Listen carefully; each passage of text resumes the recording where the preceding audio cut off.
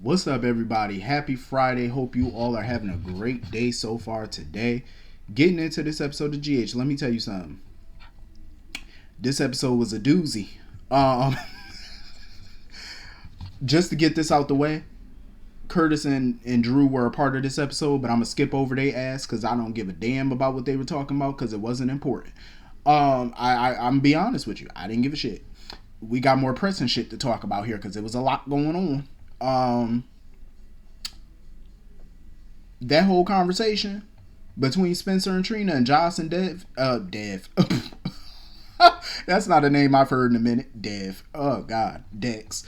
That whole conversation pissed me off. Oh. Valentine wasn't the only bastard that needed to be slapped today, because it was another bitch that needed to be slapped, and that was Spencer. Because first of all, when he started yelling at Trina, I don't care about Esme. I care about it. When he got loud, I said, "Sir, lower your voice. Take that bass out your voice. Who the hell are you talking to? Who is you yelling at? Who you getting loud with, sir?"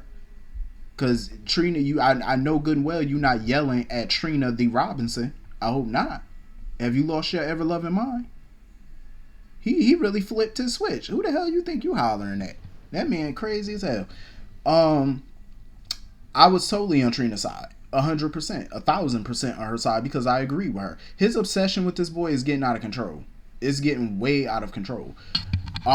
Because he's missing the big picture of what Trina's trying to say. Like, it's not even about Ace. This is about Esme at the end of the day. She needs to have her own place. Did Spencer really think that this arrangement that they have was going to be forever? It seems like he thinks that. Like, he has that mindset like, oh, I thought we were all going to live under the same roof and raise this boy together. It don't work like that. And he played himself thinking that because he was warned about this by Trina and by Kevin before, that this arrangement is not forever.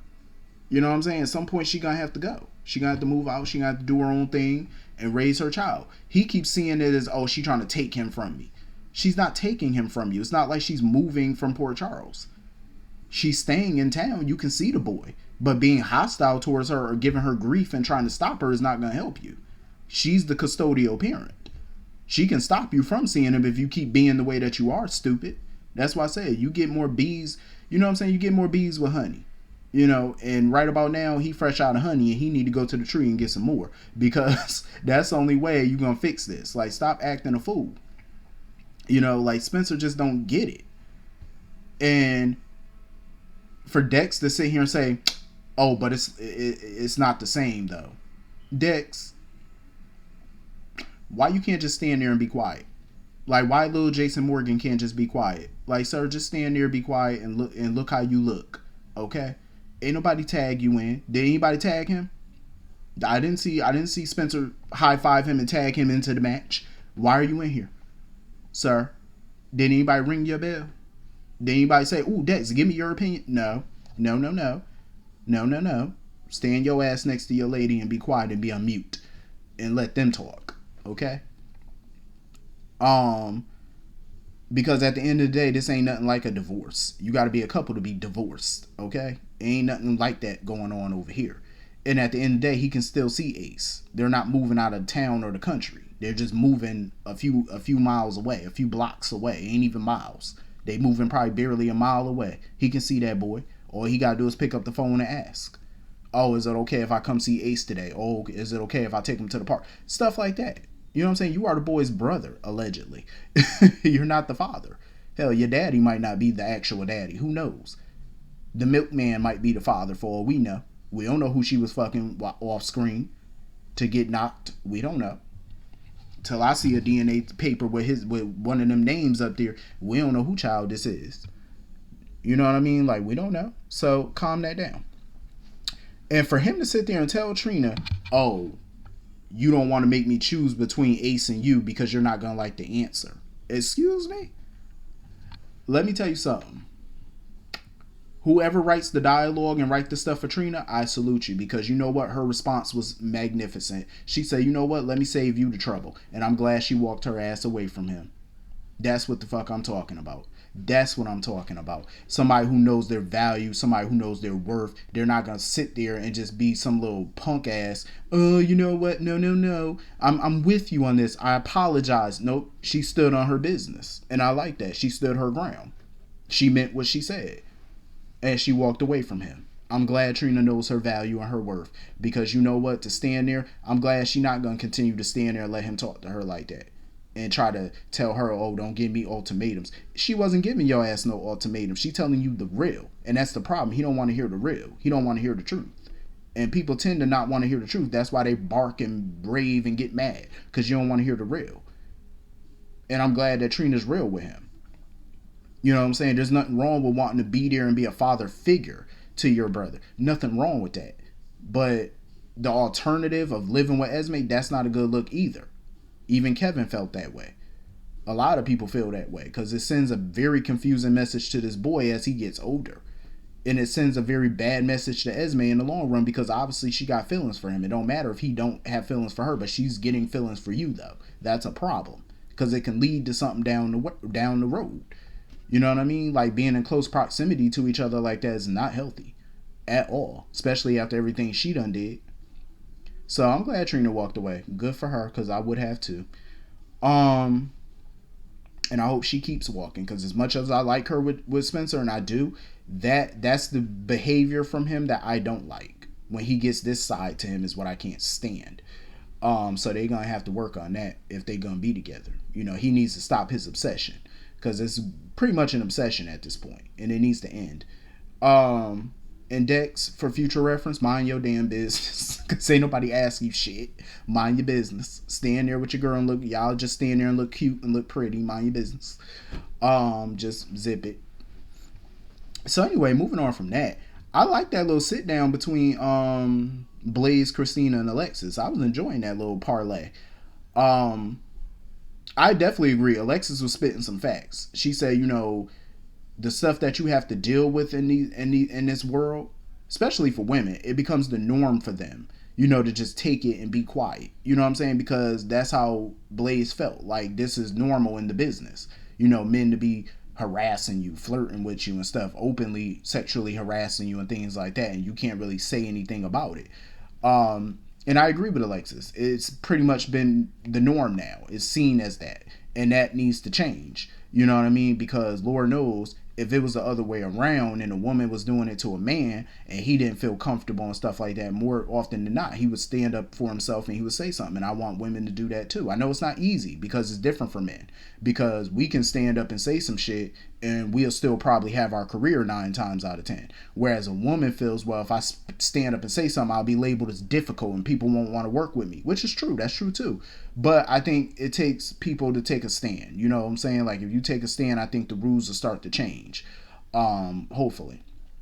I like Blaze. I've seen some people say they don't trust her. I get why everybody's guard is up, especially when we're dealing with new people. Trust me, I know. Because your antenna's got to be up, because we don't know these folk. You know what I'm saying? Like, Blaze is a question mark to me. Like, I want to know more and more about her, but I do love the chemistry between her and Christina. Like, the chemistry is fire. Like, both of them gorgeous as hell. And I'm glad Alexis clued Christina in, because Christina was like, oh, I like Blaze too. Alexis is like, no. Blaze likes you. Like, Christina, she want to tap that ass, okay? That's pretty much what your mama trying to tell you. She want to hit that, okay? And she wants you to hit that. Like, you know, she trying to be up in the bed doing a Humpty Dumpty with you. You know, that's the kind of like your mama talking about, Christina. And I'm actually glad that Blaze decided to do a full interview with the Invader and stuff like that about her experiences and stuff like that. Because I do think she needs to come out and just tell her story. I think, you know, it'll be therapy for her. It'll be, you know, therapeutic for her. And I think it'll help a lot of other women out there who have experienced similar things that she's experienced. I think it'll be a win. It'll be, you know, helpful. But yeah, I want to see more of her and Christina. I want to see where this thing gonna go, because they do look good together. I'm just saying. So moving on from that, I am so freaking happy that Ned is back. Thank you, God. Hallelujah. I've been waiting for this day, because y'all know I can't stand the amnesia story. Not for it to drag on. And I'm glad that he back and he pretty much remembers everything that happened. Like, you know, some things may be a little hazy to him, but he remembers everything, thank God. And I totally understood where he was coming from, because it does happen to people. It's like you feel smothered in your normal life. You know what I'm saying? Like, I see why people have alternate personalities sometimes and why they want to get away sometimes, because you feel smothered, you know, in your everyday life, you know, and that's how he was feeling. You know, he felt smothered by the family where ELQ was concerned, and he just wanted a life of simplicity, just him and the music. That's all he wanted, something simple. You know what I'm saying? And I think that's why he needed that break, you know, and it took him so long to come back to being Ned, because he needed that. And I hated that Olivia was still letting Tracy get in her head by asking those questions about Lois. Oh, was it Lois that you came back for? Like, did Lois bring you back? And I'm glad that he said no. Lois, and I'm glad he admitted. He was like, Lois opened my eyes to something, but it was you that I came back for. It was you. You were the siren. You know, she just told me to take a leap of faith, but you were the siren. You know what I'm saying? I'm glad he reassured Olivia. Ned and Lois are not thinking about each other like that. I don't believe that, because, I mean, come on, they both have been single around the same time for years. They could have easily have gotten back together a long time ago. Why now? You know what I'm saying? So I don't buy it. And I'm glad Ned told her. He was like, no, I'm with you. I love you. You know what I'm saying? Like, I'm not thinking about that. That's the past. You know what I'm saying? That's my ex. That's my baby mama. We share a grown daughter together. That's it. That's all we share. Like, we good. You know what I mean? Like, I'm not going back to that. I got my life with you. So I'm glad that was resolved. And my thing is, now that he got his memory back, that could spell trouble for Miss Nina. Because like Ned said, oh, I remember everything. I said, ooh, you in trouble. Nina, you in trouble. You are more in trouble than you realize. Because not only do Michael know this shit, now Ned back. Ooh, you better get up in that penthouse and start singing soprano to Sonny and start telling him. You better start snitching now. I'm just saying. The roosters have come home to roost. Better do something. So anyway, moving on from that. Valentine. Oh, I'm very happy him and Anna had this conversation, because he finally told her the truth. And I am so freaking happy she lashed out at him, because how dare he sitting here, oh, well, you know, I was protecting Charlotte. You know, that's my world. Okay, that's your daughter. That's your world. I get it. But what the fuck is Anna? A old shoe? A dusty mop? A old coat? Like, what is she to you? Like, you didn't feel the need to trust her enough to confide in her what the hell was going on? Like, she shot a child. She has to live with that now because of your foolishness and not telling her something that could have prevented this. You know what I'm saying? Like, I don't blame Anna for slapping the dog shit out of him. Slap him again. I would have knocked his ass down the steps. It's just like, sir, you done put her through all this anguish that didn't have to be. I ain't gonna lie to you. As much as I like Anna and Valentine together, I don't blame her for walking away from him. I don't blame her for not wanting to even be with him no more. Because that, I don't know how they come back from that one. But I wish Laura would just tell Liz what's going on. You know what I'm saying? Because her son is dating Charlotte. You know what I'm saying? And Liz deserves to know what that girl been up to, and Laura knows, but yet won't say nothing. You know what I mean? Like, you're just as bad as Valentine at this point, because, and I love me some Laura, but it's like you're being just as bad as him right now by covering this up. Because by covering this up, you're enabling Charlotte's BS.